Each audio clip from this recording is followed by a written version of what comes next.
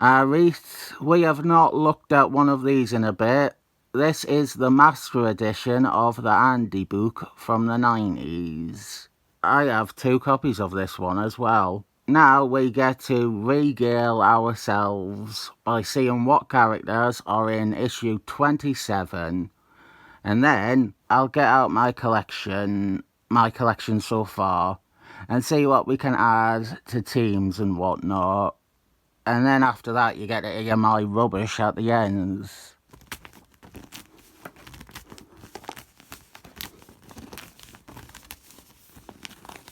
Kicking things off with a deadite. Anchovy from Amel and Anchovy. Hulk villains. Murdered by Scourging, 1986. Marvel Funfair 29.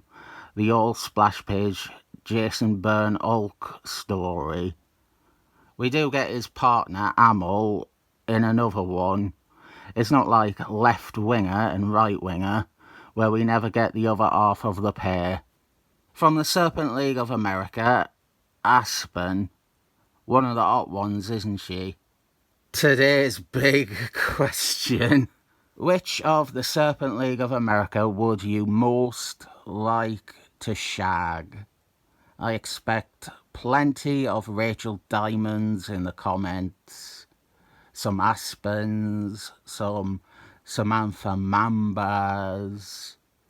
And then Mark Shalusky will be a deliberate provocateur and say Anaconda. Our third profile is for Bagel from various New Warriors related books.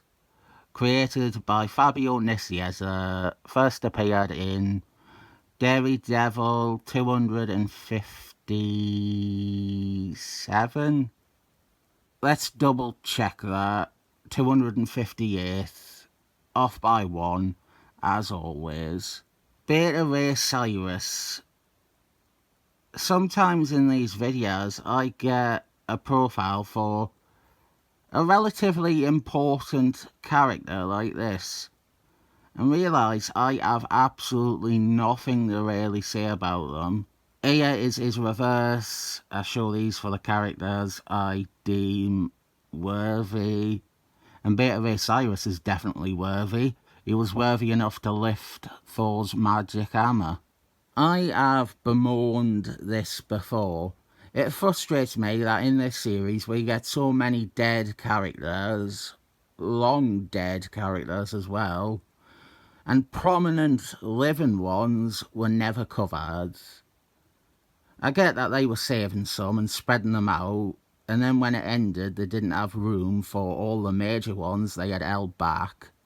But when you get entries like this, our second Scourge victim within 5 pages, it is annoying.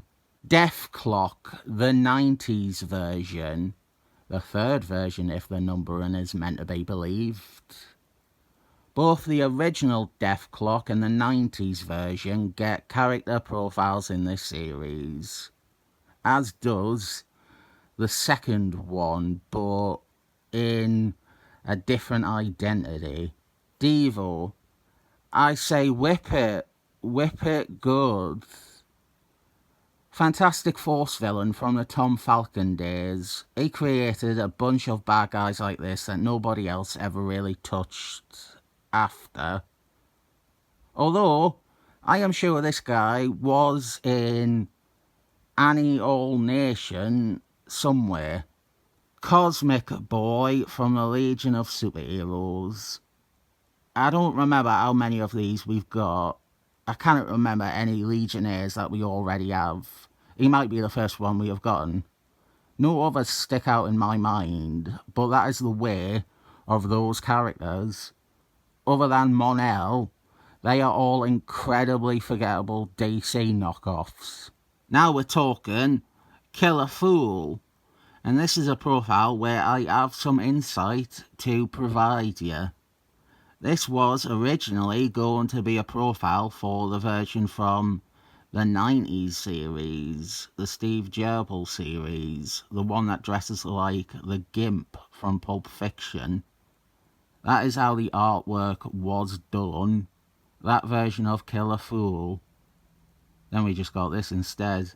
The back covers the first and second Killer Fools. The back covers the first and second Killer Fools, only briefly acknowledging the Gimp one. And I reckon this was done like that to allow them to cover him later. I also think it is possible that they were doing the third one and they were going to include the second one in his profile, but then they realised they forgot the first one, so scrapped the third one in favour of the second one, which then includes the first one. The numbering on those pencils would possibly support that theory. Black Giant Man. An okay character that never really took off. One thing I am going to get back to doing is using Handybooks to cultivate a week's worth of comics to look at. I've got a story with Black Giant Man that A. Pilgrim said he wanted me to look at. There's Killer Fool issue 5, finally. I've got Beta Ray Cyrus comics to look at. Let's see what else I find in this issue to prompt me. Green Gobbler. This is another one like Beta Ray Cyrus, where very, very main character, but I am at a loss for anything to say. I suppose, tying it to Kill a Fool, we also have a legacy profile. This covers both Norman Osborn and Larry Osborn, and also Bart Hamilton. Win a date with Bart Hamilton. He was the largely forgotten about in-betweener gobbler from the late 70s. I could look at that story, but I don't feel it this week. We'll see, maybe by Friday I will be feeling it. Hydra in a uniform most people would not recognise as Hydra. They were redesigned, but it didn't last long because it is a very unappealing and, as said, unrecognisable uniform. Pumpkin King. This profile is for our second Pumpkin King, introduced only a few months, maybe a year, earlier in Captain America. I like the design. It is a good design, a good update, but it doesn't measure up to the original design. You know what, we're seeing a lot of them, but this was another one that I found the original art for. It was the better design. I think the chief issue is we get a profile for the original Pumpkin King as of Gobbler, and realistically they probably wanted to do a profile featuring the original Pumpkin King that would incorporate this second one, but instead it is retooled to just be the second one. Morag the Purse Snatcher, introduced in an issue of Kazar, another one that was in Annie All Nation.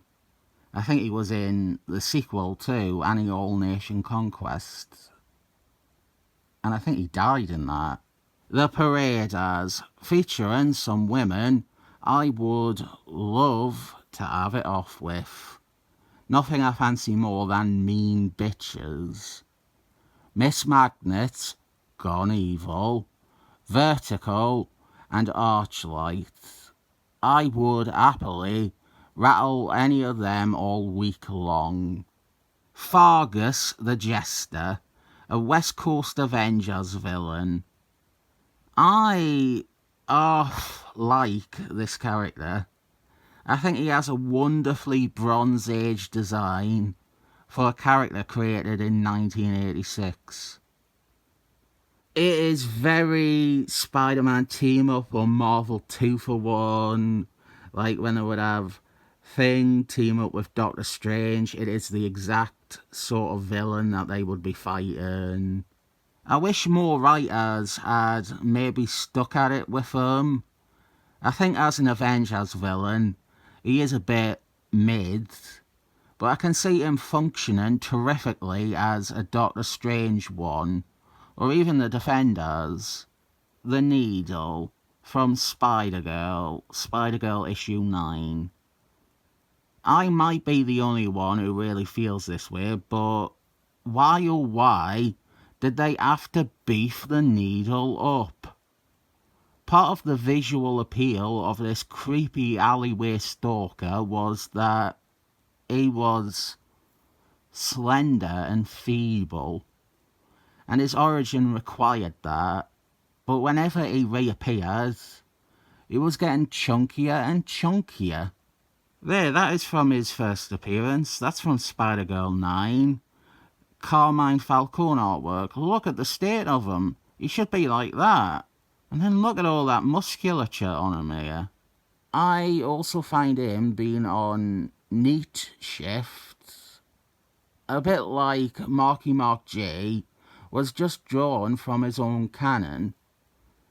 He and a few others on the same team are just randos Marky Mark J introduced in Spider-Girl.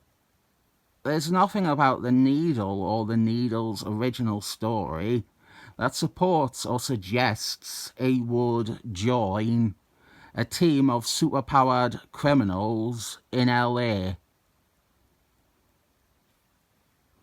Someone complained about me naming every little person after Warwick Davis, which isn't true. I named the one in Justice League International, Danny DeVito. But I'll listen to my critics, and so this one can be Tyrion Lannister. You happy now? I'm not calling him Peter Dinklage. Fucking traitor. I also really hate the term little people. That needs to change. That is demeaning. Why isn't Peter Dinklage, the fucking traitor, bothered about that instead of other ones getting work? Thaco from The Fatal Five. Boring. Narnia from Alpha Strike. Boring. Frog Boy from The Brotherhood.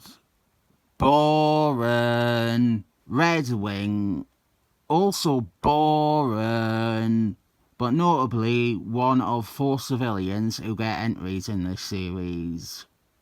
The other 3 being Wang, Cord from New Warriors, and Dickie Jones. And debatably Catherine Han. I know that's right, I've crunched the numbers. Those are the 4 or 5. But I just know someone is going to comment, what about so-and-so? And the answer is no, they don't have a profile. Alfred doesn't have one. Boring Myra doesn't have one. Mary James, etc. There are no more. By the way, these last few were boring. Excellent Men team shot. This is the junior era. Drawn by Brandon B. Peterson. I hate the Excellent Men now. I don't want to look at their ugly, muty faces. Now I am bringing out my big collection of profiles from past issues we've looked at, and we're seeing where we can group our new ones with. Aspen provides yet another Serpent League member, our 12th member that we have gotten. We have got Angela Anaconda, Mark Shalusky's Babe, and there is Aspen, Grandmaster Bush, Coppertone, Deathly Adder, the best one. Rachel Diamond, who I don't really want to include in this, but she was once a member. The Eel, who was a member of the Serpent Society of America before the Serpent League of America. And famously, an eel is not a serpent. Isn't that funny? The eel was on a snake team, and he's not a snake. The eel, it's not a serpent. Princess Pythagoras, pea adder, rock lobster, sidewinder, and then slivers. I was incorrect about Cosmic Boy being our first Legion of Superheroes character. We already had Sunboy. Black Giant Man could be unofficially put with the Avengers, but I won't for fear of irritating people who are sticklers for canon. I do think he works quite well with the team that we've built though. Narnia goes with our Alpha Strike, which is Miss Maple, Warwick Davis, and Diamond Little. I am open. Our next members for this team are Bigfoot, Northman, Saberclaw Jr., or Windshields. Nobody watching my videos would care about this team. A team that is also impossible to actually complete with these profiles because half of them haven't been invented yet. Dark Avengers, we have got 4 of them. Norman Osborn, Moonstump, Bullseye Man, who Moonstump was fucking terrible writing there. And finally, Arse, the God of War. We can put Thakor with Corsage. It's too boring to even finish the sentence. I have mentioned that I actually really like Affinity Guard as a team, as a grouping of characters. I think it is one of the strongest and most natural set of characters to have with each other. So we're starting that squad with Tyrion Lannister and their leader, Alan Watson, and then my uncontroversial addition of Shade the Changing Man, who is like, to me, the missing ingredient. He can be placed on that team and it doesn't screw up the dynamic. He works. He shares much of the background that the other 5 members have. Affinity Guard should never have broken up. They should have remained a team forever, even if they don't have a series. Here is where things get a bit crappy, because it is time for me to talk about SeaWorld Attacks 2, Fairyland Attacks. This is my, provocateur, Mark Shalusky, describes this as being like fantasy football. And every time he says that, I never want to do it ever again. One problem I have every video is I feel I do not explain the idea well at all for either a new viewer or even a returning one.